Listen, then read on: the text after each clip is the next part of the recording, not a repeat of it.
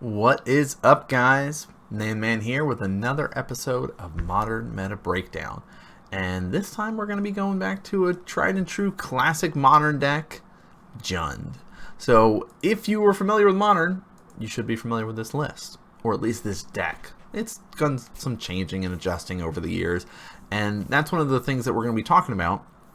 As I have three lists to show you guys today. They're all super close and super similar, but we're going to talk mainly about the flex spots that are available in these lists. We're also going to talk a little bit about what makes a Jund deck so powerful and able to survive in very particular metas, because you'll notice that there are certain periods of time where Jund doesn't really exist in Modern. It's one of those that pops up every now and again based on how things are going in the Modern meta. So let's talk a little bit about the power of the deck itself. I've got Tarmogoyf thrown up here first because he's kind of the poster boy of Jund when you think about it, right? He's 2 cost, and you're like, oh, he's an 0-1 to start with, but it's very easy for him to be sitting there at like a 4 or 5 on average. So 2 cost, 4 or 5 creature, that's still pretty good. It's still pretty powerful. Really, he gets powerful off of the back of the spells that this list runs, being able to strip away cards from your opponent's hand, being able to destroy a bunch of stuff, and that's kind of the way that this deck is designed. It's disruption, removal, grind it out until I can stick a creature and kill you off through this attrition war. Tarmogoyf is a great example of that, of playing this attrition war, of being able to grind that way. This is a newest edition. If you're familiar with our newest set that is going on, this adventuring murderous rider zombie knight over here. So he's got an instant ability on him that you can destroy target creature or planeswalker, you lose 2 life, and then you get to exile this card. Then you can cast it from exile, and it is a 2/3 lifelink creature. When it dies, you get to put it on the bottom of its owner's library. So having removal with an upside is pretty nice. The deck is just kind of full of removal, but being able to also have a threat later when it gets to that grindy stage and having that ability to gain life is super relevant in this sort of list. So some of the other creatures that this list run are Scavenging Ooze, another way to gain life, also a way to kind of target graveyard strategies.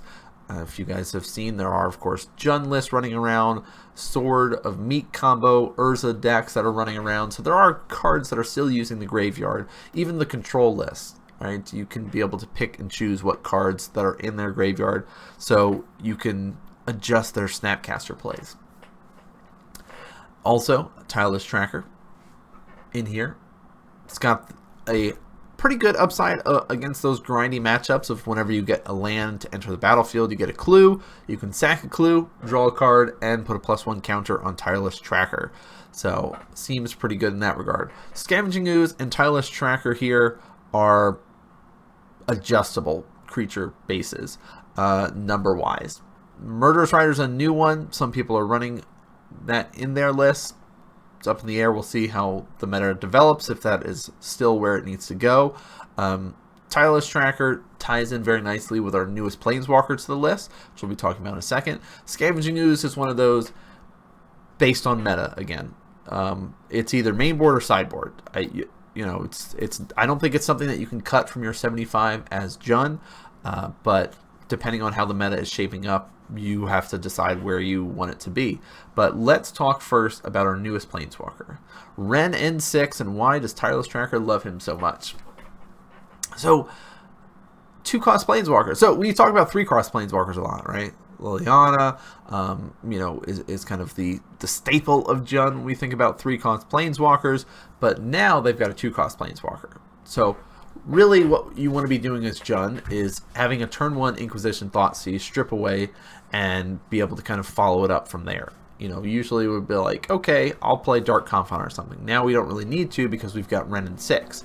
+1, -1, and -7 ability, 3 cost or 2 costs with 3 loyalty. The +1, you get to return a land from your graveyard to your hand.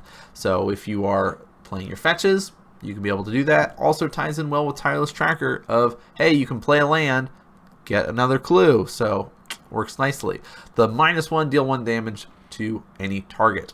A lot of creatures early on in the game that people are dropping down on those first couple turns might be those 1/1 creatures, or at least creatures with 1 toughness. So having that ability to kind of ding something off is pretty relevant. And then of course we've got our Liliana of the Veil that is thrown into the mix. Everyone should be familiar with her. +1, each player discards a card. So again, if you got Renin 6 and you have Lily, you can discard your lands, get them back, and be able to keep your important cards in your hand while you're discarding away a bunch of lands. -2, you get to Edict and make target player sack a creature. And then -6, you separate all your permanents out and do all that kind of fun stuff. I don't spend as much time talking about the minus abilities, the ultimates, if you will, of the Planeswalkers, because it's not as often that you see that happening, but it is kind of relevant. Just like Renin 6 being able to have retrace on all of your instants and sorceries is pretty good. But let's talk about the spells. I've been talking about it in kind of 2 categories, disruption and removal.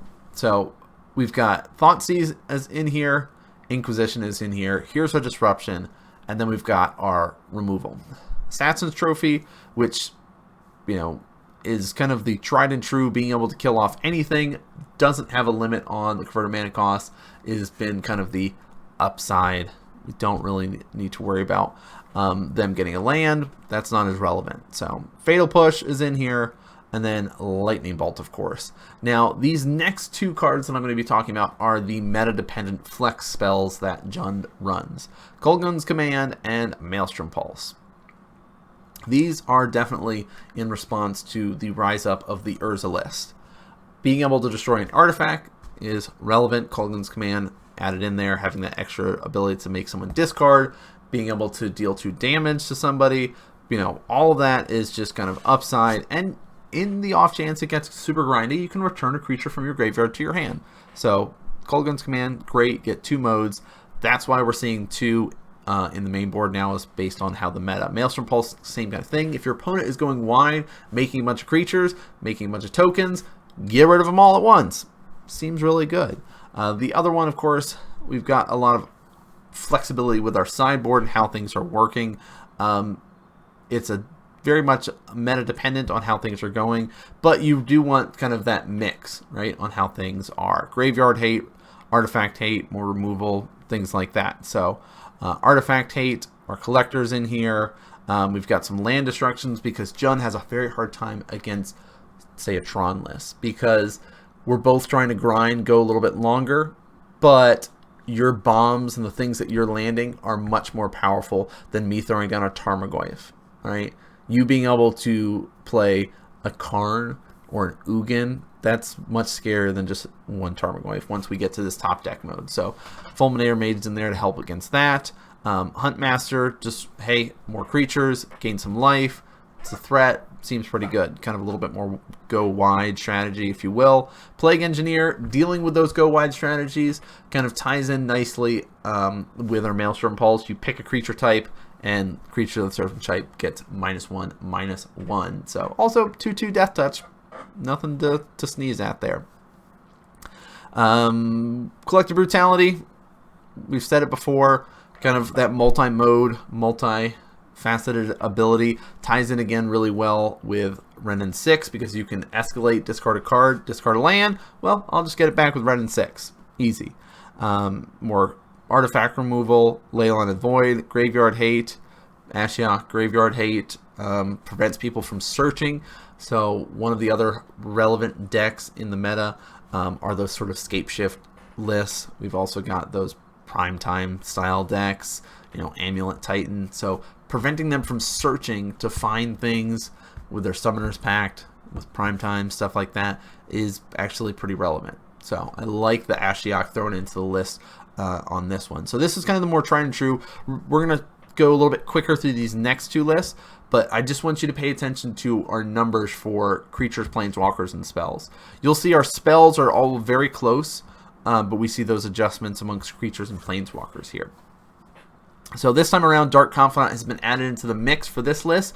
That is kind of more older school style. Some lists come and go with that. Now that Renin 6 is in, most people aren't running Dark Confidant because they are in the same slot, and you're limiting how many slot numbers you can have for certain converted mana costs based on this list.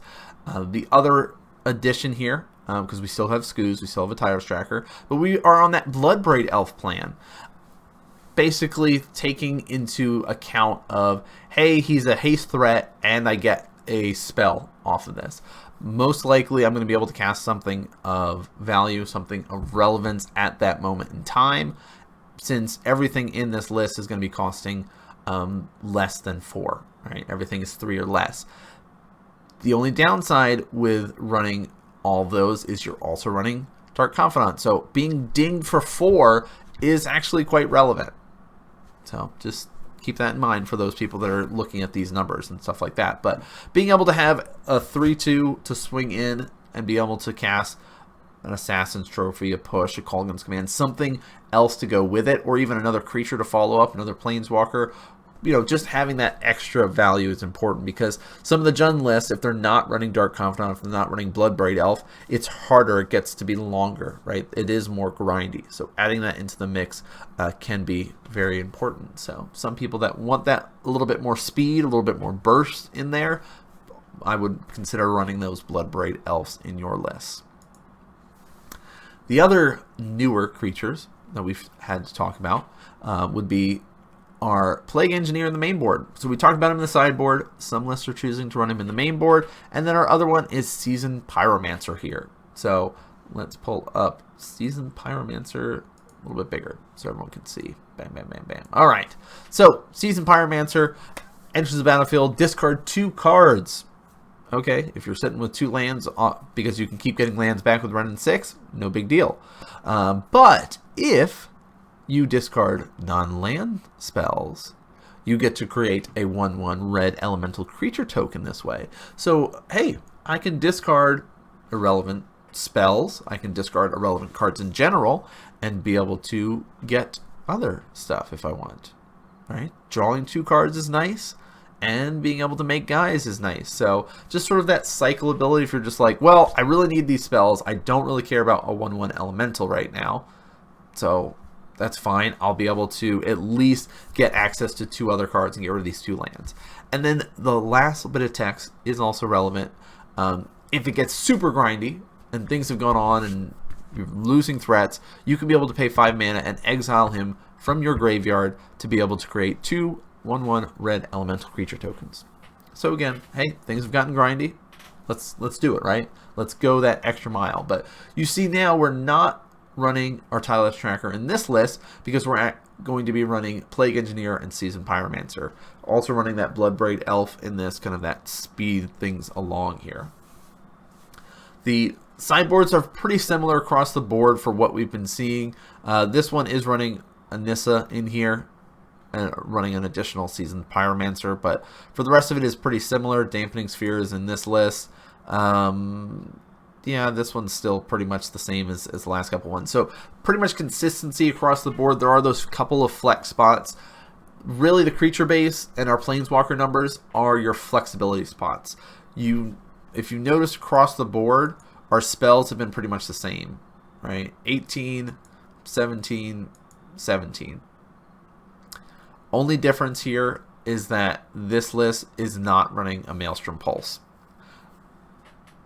Right? It feels like with 2 Plague Engineers in the main board, do I really need a Maelstrom Pulse? Because most likely I'm going to be killing off whatever it is with Plague Engineer.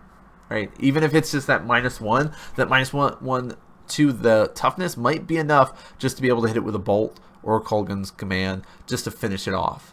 So that is very relevant when you're thinking about the way that this list runs.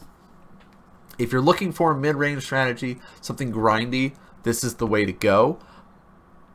It can have a hard time against Tron in particular because of, hey, we're both grinding, but you have bigger threats. Some combo decks, just the speed at which they can go off, if you have kind of the wrong sort of disruption removal, it can be harder, but for the most part, anything creature-based strategy, not much of a big deal. You can be able to ding them off, kill them off, no problem. It is one of those decks that is pretty much 50% against most of the meta. There's a plus or minus in there for very specific matchups, but it's not something that has a lot of weaknesses.